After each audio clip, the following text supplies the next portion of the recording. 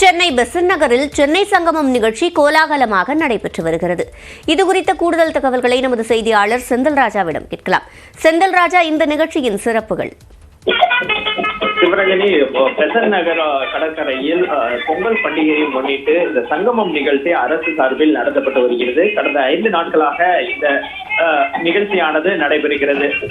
பொங்கலை சிறப்பிக்கும் விதமாகவும் அதை கொண்டாடும் விதமாகவும் இதை ஏற்பாடு செய்திருக்கிறார்கள். குறிப்பாக சென்னையில் இருக்கக்கூடிய மக்கள் இதை கண்டுகளிக்கும் வகையில் ஏற்பாடு செய்யப்பட்டிருக்கிறது. 18 இடங்களில் சென்னையில் மொத்தமாக இது ஏற்பாடு செய்யப்பட்டிருக்கிறது இந்த நிகழ்ச்சி. அதில் பெசன்ட் நகரில் தற்போது பல்வேறு நிகழ்ச்சிகள் நடைபெற்று வருகின்றன.